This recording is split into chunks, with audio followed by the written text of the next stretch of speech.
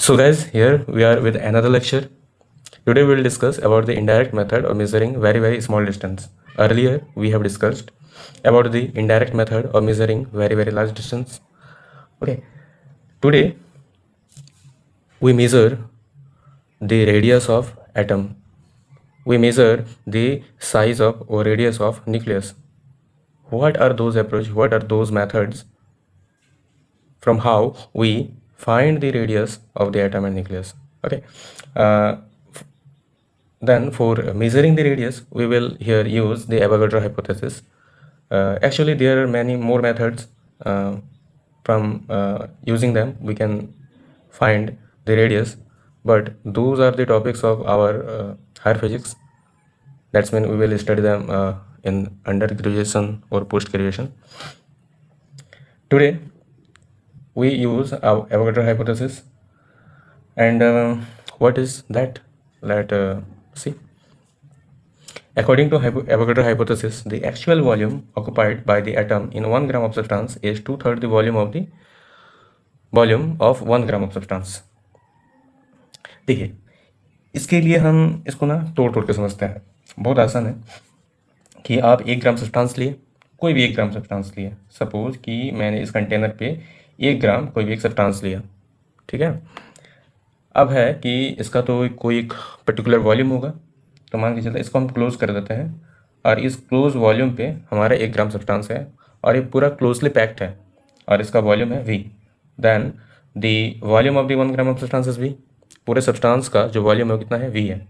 Okay. Avogadro क्या कहते हैं कि इसमें जो एटम्स हैं 1 ग्राम ऑफ सब्सटेंस में जितने भी एटम्स हैं वो सारे एटम्स का जो वॉल्यूम है वो कितना जगह घेरता है, पूरे सब्सटेंस का वॉल्यूम का ना 2/3 पार्ट. यानी volume occupied by all the atoms in 1 gram of substance is 2/3 of the volume of the substance. यही बात है एवोगैड्रो का.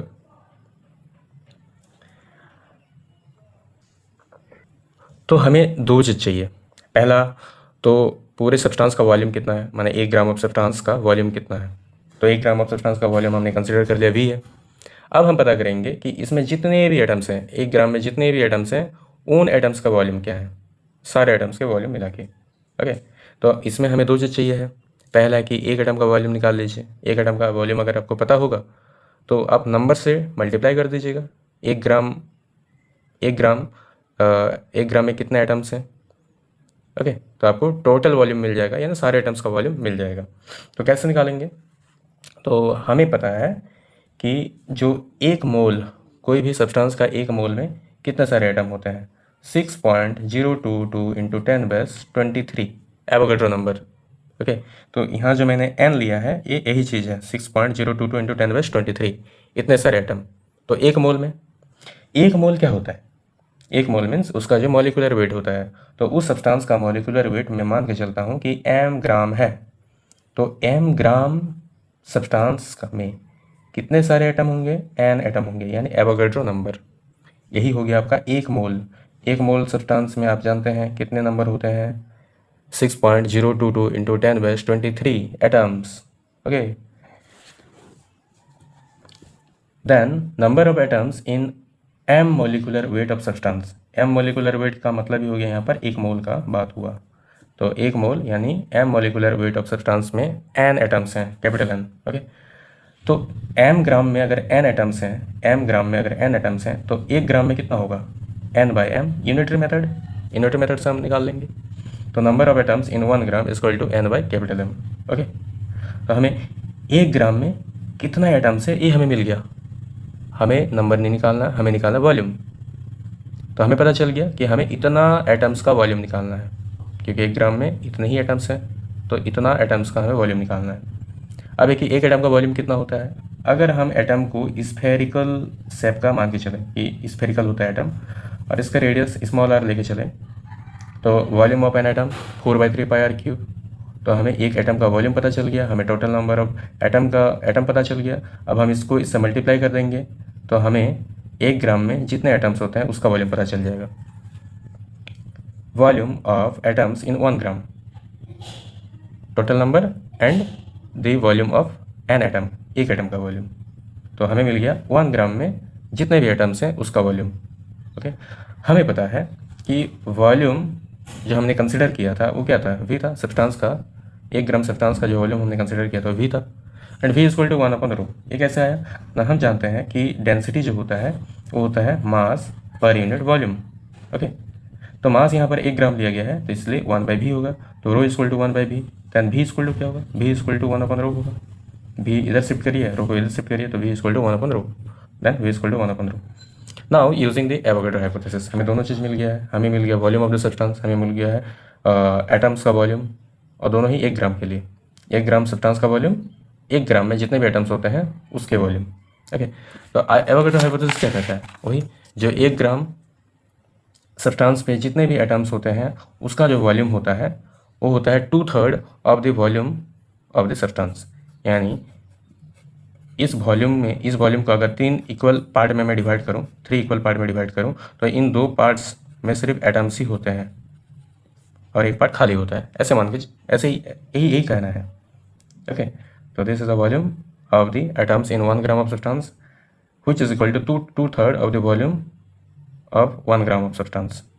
इसको कैलकुलेट किया गया, सिंपल कैलकुलेशन है, v को v रहने, v को 1/ρ लिख दीजिए, और r³ हमें निकालना है, तो r³ is equal to 2/3, v हो गया 1/ρ पाई 4n, ये सारे आ जाएंगे डिनोमिनेटर पे।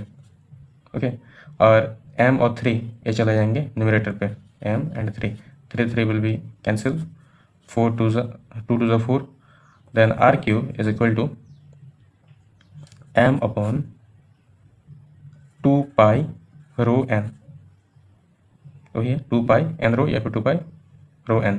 अब हम क्या करेंगे, दोनों तरफ क्यूब रूट कर देंगे, दोनों और क्यूब रूट करने से होगा क्या ना, 3 कैंसिल कर जाएगा, तो यहाँ 1/3 हो जाएगा। तो इस तरह से हम रेडियस को पता कर सकते हैं एटम का। ऑल राइट गाइज,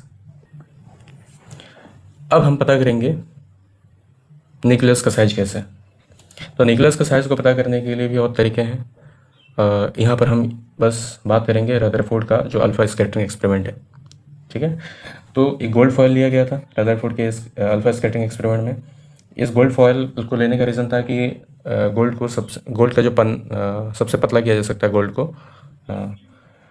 तो इसमें अल्फा पार्टिकल को इंसिडेंट कराया गया था। अल्फा पार्टिकल क्या होता है, अल्फा पार्टिकल होता है हीलियम का न्यूक्लियस। जो हीलियम का न्यूक्लियस होता है उसे तो हम लोग कहते हैं अल्फा पार्टिकल। तो हीलियम के न्यूक्लियस में 2 इलेक्ट्रॉन होते हैं, 2 प्रोटॉन होते हैं, ओके, और 2 न्यूट्रॉन होते हैं। तो उसके न्यूक्लियस पे कितने सारे प्रोटॉन है, 2 प्रोटॉन है, तो 2e उसका हो गया चार्ज। अब e का मतलब यहाँ इलेक्ट्रॉन है, e का मतलब हो गया एलिमेंट्री चार्ज, और वो होता है कितना है एलिमेंट्री चार्ज, 1.6 × 10⁻⁻19 कूलम, ये होता है elementary charge. Then 2e is the charge of the alpha particle. Alright, okay, and this is the nucleus which is Ze। हमको नहीं पता कि यहाँ पर कितने सारे प्रोटॉन हैं, तो Z नंबर ऑफ प्रोटॉन है और E हो गया elementary charge. Alright guys, okay, तो जब यहाँ से अल्फा पार्टिकल इंसिडेंट करेगा तो ये इसको फिजिकली कोलाइड नहीं कर पाएगा, क्योंकि ये भी पॉजिटिव है और अल्फा पार्टिकल भी पॉजिटिव है और ये न्यूक्लियस भी पॉजिटिव है। तो positive charges repels each other, मैंने वो रिपल करेंगे एक दूसरे को। तो रिपल करने के चलते ये कुछ दूरी तक ही इसके आ पाएगा और वापस उसी रास्ते को ट्रेस करेगा। ओके, तो जितने डिस्टेंस तक आप आया था उसको हम मान के चलते हैं दैट इज d।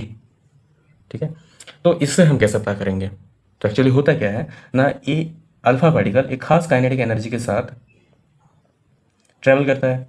तो जो काइनेटिक एनर्जी के साथ वो ट्रैवल कर रहा था, जब वो अप्रोच करेगा न्यूक्लियस को, न्यूक्लियस की ओर आएगा, तो उसका काइनेटिक एनर्जी घटेगा। घटने का रीज़न क्या है ना, रिपल करेंगे, दोनों एक दूसरे को रिपल करेंगे, तो ये तो स्टैटिक है और ये हैवी भी है। तो यही जो अल्फा पार्टिकल है ये धीरे धीरे डिक्लेरेशन होगा, इसमें रिटार्डेशन होगा, और इस पॉइंट पे आके उसका काइनेटिक एनर्जी हो जाएगा 0। अब है कि energy can neither be created nor be destroyed. तो ये काइनेटिक एनर्जी गया कहाँ, तो ये kinetic energy electric potential energy में कन्वर्ट हो गया। इलेक्ट्रिक पोटेंशियल एनर्जी वो क्या है ना, दोनों के रिपल्सन के चलते, दोनों का रिपल्सन क्यों हो रहा है, चार्जेस के चलते, दोनों सेम चार्ज है इसके चलते रिपल कर रहे हैं। तो इसमें जो पोटेंशियल एनर्जी स्टोर्ड होगा that is electric potential energy. वो आया कहाँ से? यही काइनेटिक एनर्जी कन्वर्ट होकर आया। तो काइनेटिक एनर्जी इस जगह पे पहुंच के जीरो हो गया और यहाँ पर हमें मिलेगा मैक्सिमम पोटेंशियल एनर्जी। लेकिन एक बात यहाँ से क्लियर होता है कि जो काइनेटिक एनर्जी है वो पोटेंशियल एनर्जी के बराबर ही होगा, यानी पूरा का पूरा काइनेटिक एनर्जी कन्वर्ट हो जाएगा पोटेंशियल एनर्जी में, इलेक्ट्रिक पोटेंशियल एनर्जी में। और यही इक्वेशन का इस्तेमाल करके हम स्मॉल आर को निकाल सकते हैं। मीन्स ये जो डिस्टेंस ऑफ क्लोजेस्ट अप्रोच इसको कहते हैं, तो इस डिस्टेंस को निकाल लेते हैं और यही डिस्टेंस को माना जाता है न्यूक्लियस का size, radius of the nucleus. Okay, तो यही चीज़ें यहाँ पर लिखी हुई है। The size of the nucleus was first established by Ernest Rutherford using the concept of distance of closest approach, यही कंसेप्ट का इस्तेमाल करके during his famous gold foil experiment. Alright, the distance of the alpha particle from the nucleus at which the kinetic energy of the alpha particle becomes zero is known as distance of closest approach। तो distance of closest approach कौन सा है ना, जहाँ पर kinetic energy zero हो जाए, जिस डिस्टेंस पे न्यूक्लियस के जिस डिस्टेंस पे वो जीरो हो जाए, that is the distance of closest approach. और इस कंडीशन में kinetic energy electric potential energy के बराबर होती है, और यहाँ पर हम डी लिए है और यही डी हमारा R. Okay, distance of closest approach. Then kinetic energy is equal to, आप ये पढ़े हैं नहीं पढ़े हैं तो इसको आपको याद रखना होगा, 1/4 पाई एप्सिलॉन नॉट। एक्चुअली जो पोटेंशियल एनर्जी का फॉर्मूला होता है आप आगे पढ़ेंगे, वो होता है 1/4 pi epsilon nought Q1 Q2 upon R का स्क्वायर, यानी ये दो चार्ज के बीच का डिस्टेंस दैट इज आर।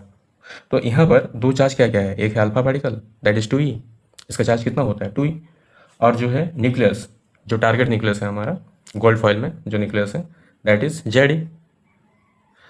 तो इस तरह से ये हो गया electric potential energy and that is the kinetic energy. कुछ नहीं है, आर को इधर शिफ्ट करिए, के को इधर शिफ्ट करिए, तो R equal to 1/4 pi epsilon 2Ze² upon K. तो इस तरह से हमें मिल गया डिस्टेंस ऑफ क्लोजेस्ट अप्रोच, और ये रफली कैलकुलेट किया गया 4.1 × 10⁻⁻14 मीटर। इसका ऑर्डर देखिए 10⁻⁻14 मीटर, और हम न्यूक्लियस का साइज को क्या लेके चलते हैं, इसका ऑर्डर होता है 10⁻⁻15 metre, that means 1 fermi metre. ये होता है न्यूक्लियस का साइज। तो और भी मेथड है जो under graduate level, post graduate level पे पढ़ाए जाते हैं, उसके लिए आपको थोड़ा इंतजार करना पड़ेगा। अभी वो सब अगर मैं पढ़ाऊँ भी तो बहुत आधा अधूरा समझ में आएंगी, क्वेश्चन वहीं का वहीं रह जाएगा, तो इसलिए थोड़ा पैसेंस रखिए, थोड़ा वेट करिए। ये एक रफली कैलकुलेट किया गया, लेकिन ये बहुत ज़्यादा कारगर नहीं है और बहुत ज़्यादा एग्जैक्ट नहीं है, लेकिन ये फर्स्ट अप्रोच जिसने रदरफोर्ड ने इस्तेमाल किया और न्यूक्लियस का साइज को एस्टिमेट किया, ये बहुत बड़ी बात थी। तो आगे हम लोग पढ़ेंगे dimensional formula. Then what about the indirect method of measuring time and mass. Okay, तो बात यह है कि उन पे अभी हम पढ़ने जाएंगे तो हमको बहुत आधा रोज समझ में आएगा, क्योंकि वो बेस्ट है हमारा हायर फिजिक्स पर है। तो उसे हम आने वाले अलग लेक्चर पे, अलग चैप्टर पे धीरे धीरे करके पढ़ाई करेंगे, और वो आपके एग्ज़ाम के लिए बहुत ज़्यादा ज़रूरी नहीं है। बस इनको इसलिए पढ़ाया जा रहा है ताकि आप फिज़िक्स को ढंग से समझ पाएँ।